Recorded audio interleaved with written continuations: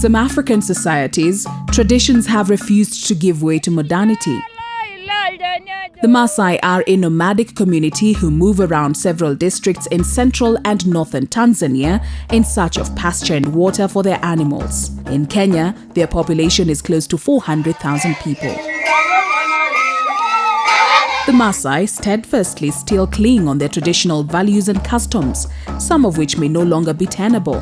Despite interaction with other communities living next to them, the Maasai, whose lives revolve around their cattle on which they depend on for meat, milk and blood, have refused to let go of their cultural practices, an irony that makes them a very unique community indeed.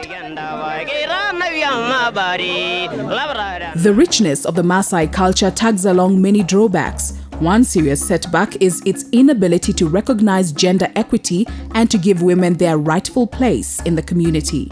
In particular, the girl child is not seen in any better light other than the income that she can bring to her parents through marriage once she's of age. In this connection, the Maasai have clung on the practice of female genital mutilation (FGM), the widespread criticism by Kenyan society and the international community notwithstanding. Jennifer, anasema kibobo. Unafika class 6. Na sasa kwa hii mwaka imeanza class 7.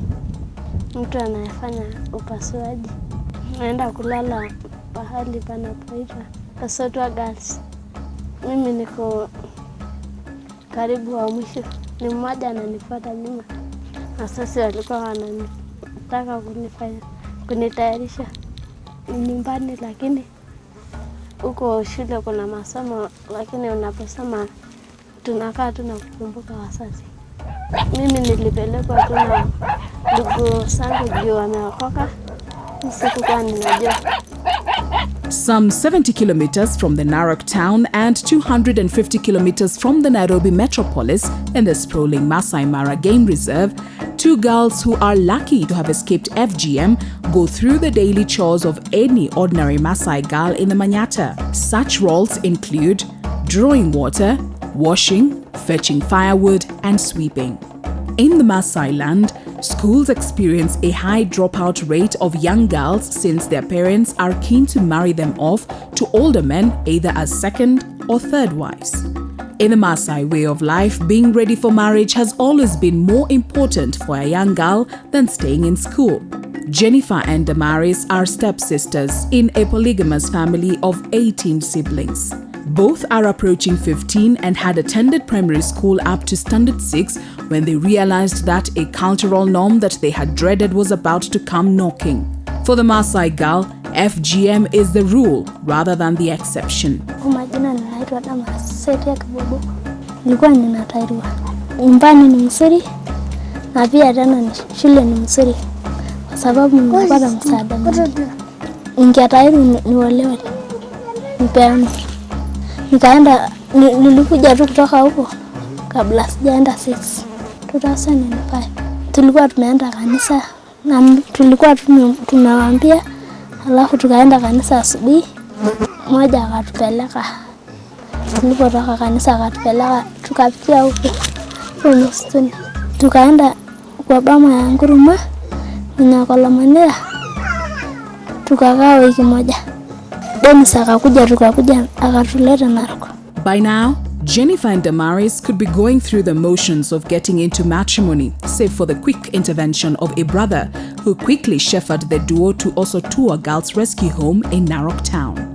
The center, which has grown by leaps and bounds, started in 1999 with the aim of providing shelter to girls running away from FGM and early forced marriages.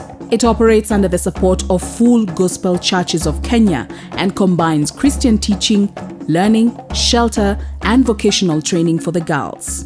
Jennifer and Damaris are now proud members of the Happy Osotua fraternity.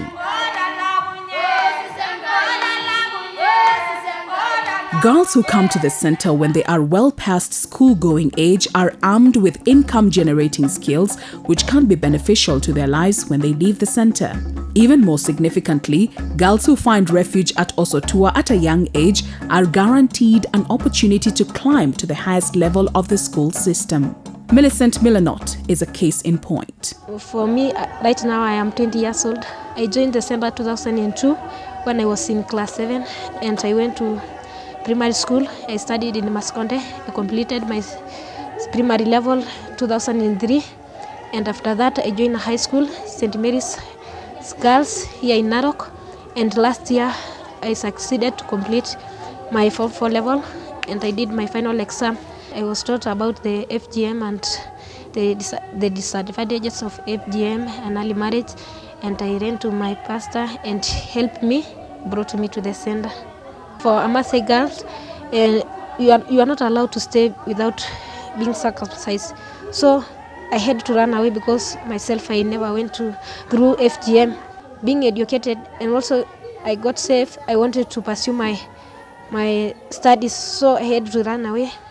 My dad is married to 2 wives, and we are 18 in our family, and I think we are just 2 girls who are educated, because my sister, she also passed through the center, and right now she's in Nairobi doing medicine.